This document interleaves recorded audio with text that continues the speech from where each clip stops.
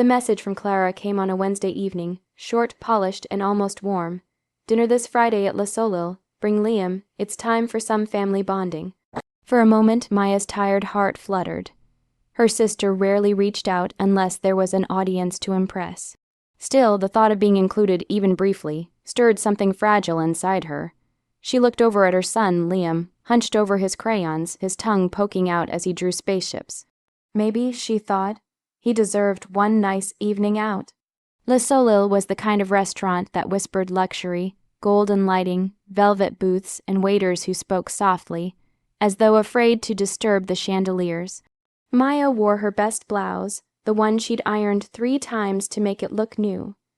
Liam clutched her hand as they walked in, eyes wide at the glittering room. Clara was already there with her husband, Richard, and their 2 kids, Tyler and Grace, both dressed like catalog models. Clara's smile was sharp enough to cut glass. "You made it, finally," she said, kissing the air beside Maya's cheek. "You look nice." They sat. Menus were handed around, heavy as books. Clara's kids immediately began listing dishes: truffle pasta, ribeye, lobster rolls. Maya hesitated, scanning the prices that made her stomach clench, when Liam asked softly, "Can I have pasta too, Mommy?" She smiled faintly. "Of course, honey," but before she could nod to the waiter, Clara's voice sliced through the air. "Oh no, we didn't order for your son." The table went still. The waiter froze, awkwardly holding his notepad.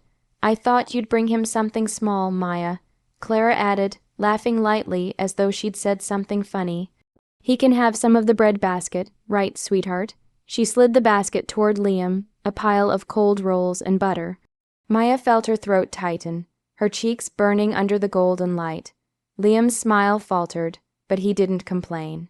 He tore a piece of bread and chewed slowly, glancing at the plates being set down in front of his cousins, steaming, rich, and fragrant. Maya couldn't taste her own meal. Every laugh from Clara felt like a knife. She wanted to leave, but pride rooted her to the chair. When the check came, Clara gathered it with a gracious flourish. "Don't worry, Maya," she said sweetly. "Family should share everything." Maya looked at her son's empty plate, crumbs, and cold butter, and felt something inside her quietly shatter. That night, after the dinner, Maya tucked Liam into bed. He was unusually quiet. When she kissed his forehead, he whispered, "Mommy, was I bad? Aunt Clara didn't want me to eat." Her heart cracked. She forced a smile. "No, baby, you were perfect. Some people just forget what kindness means." He nodded sleepily, but his small face carried a sadness no child should know. When the light went out, Maya sat alone at the kitchen table, staring at the last $1.12 in her wallet.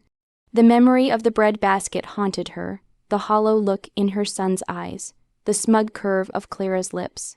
That moment planted a seed of silent fire deep within her. Days turned into months. Maya threw herself into work, a receptionist by day, an online business management student by night. Sleep became a luxury she couldn't afford. Every certificate she earned, every late night study session, was a quiet promise to herself: "I will never let anyone make my child feel small again." Clara, meanwhile, continued her life of glitter and gossip. She called sometimes, her tone dripping with false concern. "You still at that little office job? Oh, Maya, you should really find a man to help you out. It's exhausting being poor." Maya learned to respond with soft politeness, though each word from Clara scraped against her pride. Their parents had always favored Clara, the successful one, the golden daughter with a husband and a mansion. Maya, the quiet one who'd chosen love over money, was now the single mother they pitied in silence. But beneath Maya's calm exterior, something stronger was growing. She saved every bonus, learned new skills, and started freelancing. Slowly, her name began appearing on small business contracts, event coordination, catering management, corporate logistics. She had a gift for turning chaos into elegance. Liam grew with the same quiet determination. At 15, he took a part-time job at a bakery, waking at dawn to knead dough before school.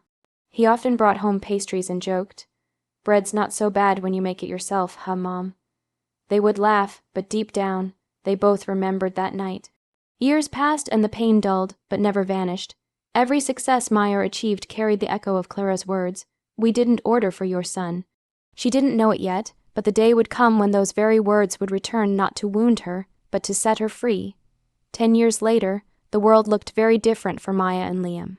The little apartment with peeling wallpaper had been replaced by a cozy townhouse, filled with the scent of baked bread and laughter. Maya now co-owned a successful catering and event design company, Golden Hearth Events, known for its warmth, elegance, and impeccable service. It had started small, just her and 2 friends renting kitchen space for weddings and corporate lunches. But word spread about their kindness, attention to detail, and delicious food. Within 5 years, they were the go, a team for elite clients. Maya's specialty was hospitality that felt human, every guest treated like family. It was everything Clara had never understood. Liam, now 20, was the company's head pastry chef. His bread baskets had become legendary, soft rolls brushed with honey butter, served warm, each one folded like art. Clients adored them. No one but Maya and Liam understood the quiet symbolism in every loaf. One Monday morning, Maya's assistant entered her office holding a familiar name on a new contract. The Devereaux family wants us to cater their daughter's engagement party. The husband's firm is paying for it. Do you want to take it? Maya froze. The Devereaux, Clara's married name, fate, it seemed, had impeccable timing. Yes, Maya said softly. Personally handle the booking. I'll oversee the event myself. When Clara called a week later, her tone was different, no arrogance, just fatigue. Maya, I didn't realize it was your company. Richard's business has been struggling, and we need something beautiful but affordable. You know how it is. Maya smiled into the phone. Of course, Clara. Family should share everything. Preparations began. Maya designed a breathtaking event, white roses, crystal chandeliers, and a banquet that would be remembered for years. On the night of the party, Clara floated among the guests, trying to look as radiant as ever, but the worry lines around her eyes betrayed her. Liam stood in the kitchen, overseeing the final dish, a golden bread basket lined with linen. He looked at his mother and whispered, "Ready." Maya nodded. After the celebration, when the last toast ended, Clara approached Maya with glowing praise. "You've outdone yourself, sister. It was perfect. Just send the bill." The next morning, the invoice arrived at Clara's home. Across the top, in graceful script, it read, "For the bread baskets and the $100 meals, payment due in full."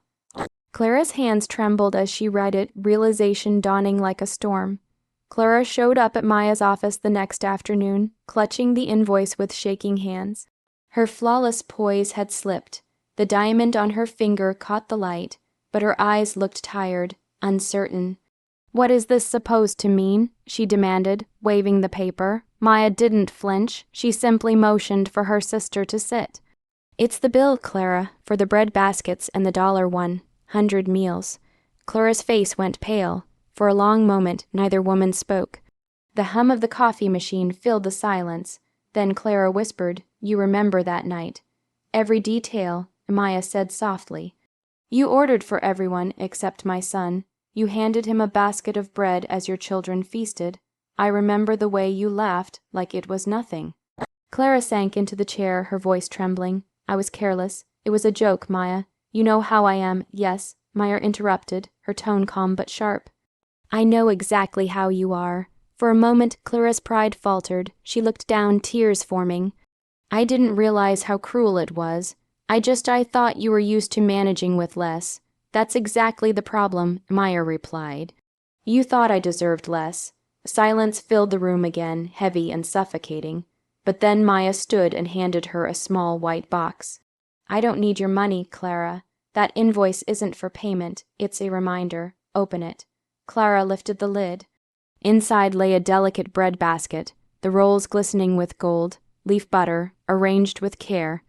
A small card rested on top. "We ordered this one for you." Tears slipped down Clara's cheeks. She looked at her sister, searching her face for bitterness, but found none, only calm strength. "You really built all this." She whispered, "Yes." Maya said, smiling, "Every loaf, every plate, every choice came from that night. I built something beautiful from the pain you gave me." Clara nodded, unable to speak. She rose slowly, clutching the basket as if it were made of glass. When she left, Maya felt a deep, quiet peace settle inside her, not the fiery satisfaction of revenge, but the soft sweetness of justice. That evening, Liam came into her office, flour still dusting his apron. "Did she get the message?" he asked. Maya smiled. "Yes, love, and we finally ordered for her." They laughed gently, the sound warm as the bread cooling in the oven, proof that some wounds, when met with grace, can rise into something golden.